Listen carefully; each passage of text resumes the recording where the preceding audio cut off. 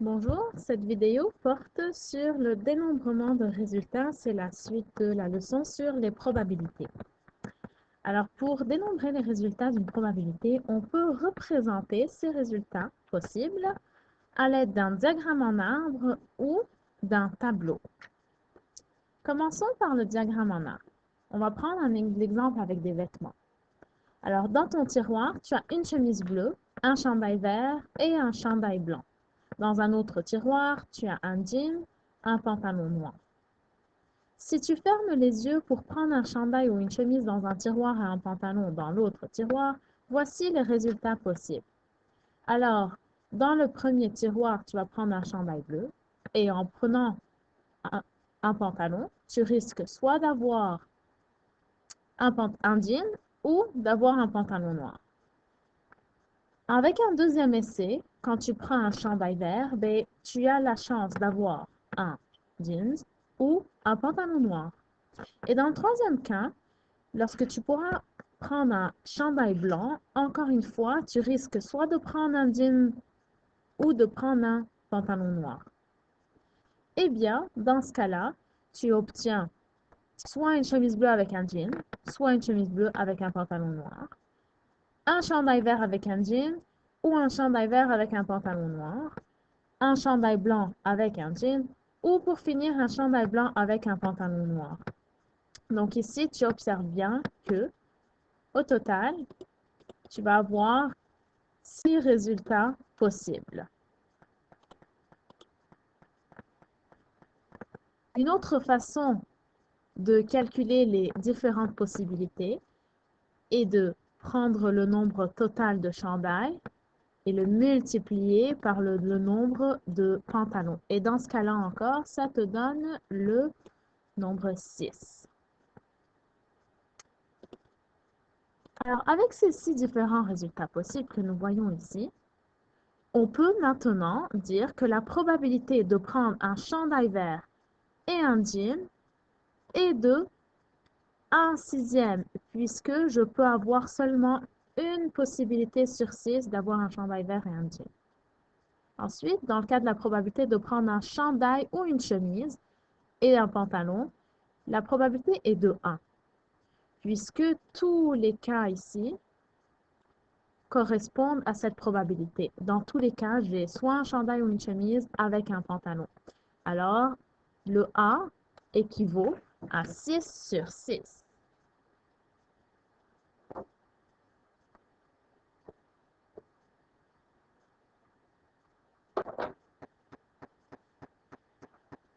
Pour prendre un dernier exemple, si je demande la probabilité de prendre un chandail et une jupe, la probabilité sera de 0, puisque dans mon cas ici, je n'ai aucune jupe. Faisons un dernier essai avec un chandail blanc et un pantalon ou un jean. Mais dans ce cas-là, comme j'ai deux possibilités d'avoir un chandail blanc avec peu importe quel type de pantalon, la probabilité sera de 2 sur 6. Évidemment, dans ce cas-là, tu peux réduire ta fraction, ce qui me donne un tiers.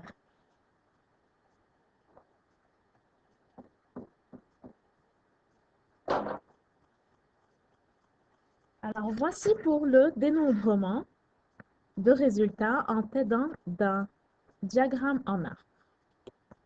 En ce qui concerne le tableau, on va prendre l'exemple des billes.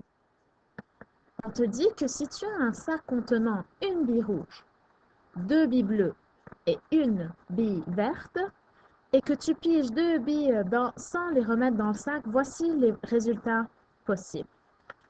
Alors, dans mon tirage, je commence par prendre une bille rouge.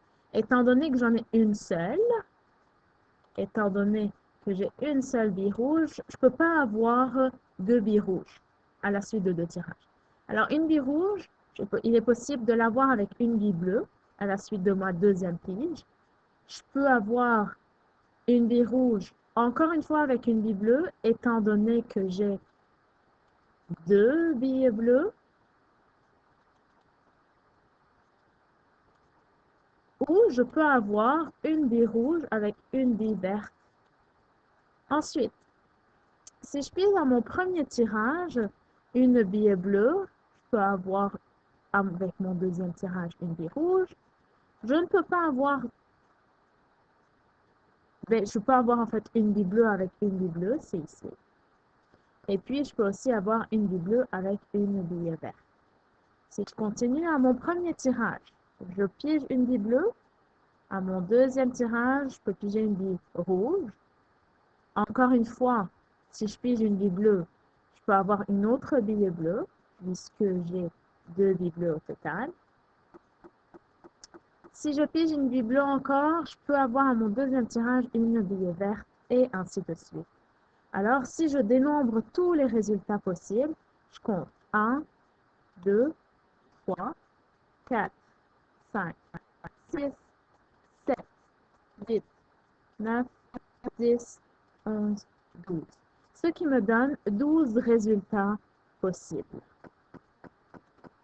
Alors, dans ce cas-là, la probabilité de tirer une bille rouge puis une bille bleue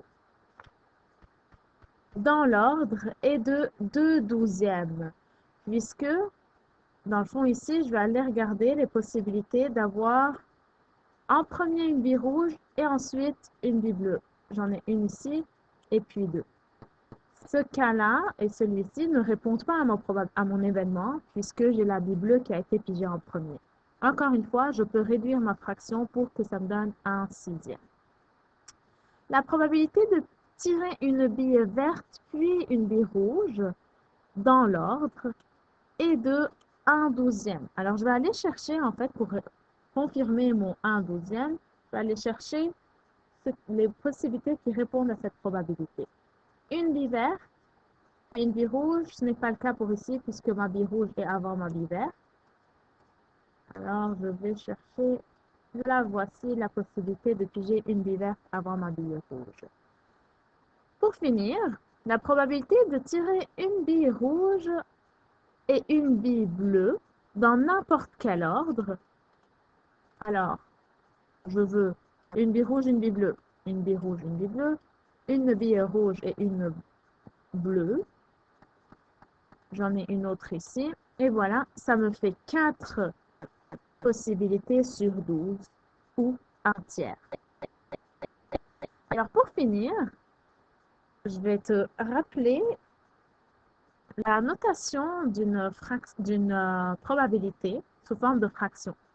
Alors ici, quand je dis que j'ai 4 possibilités sur 12, donc le numérateur ici indique le nombre de résultats favorables d'obtenir, si je regarde le cas ci-dessus, d'obtenir une bille rouge et une bille bleue dans n'importe quel ordre. Et mon dénominateur représente le nombre de résultats possibles au total. Alors, toutes les piges possibles que je peux faire me donnent 12. Ou, si je réduis, cela me donne une chance sur 3 que je puisse avoir une bille rouge et une bille bleue dans n'importe quel ordre. Et voilà.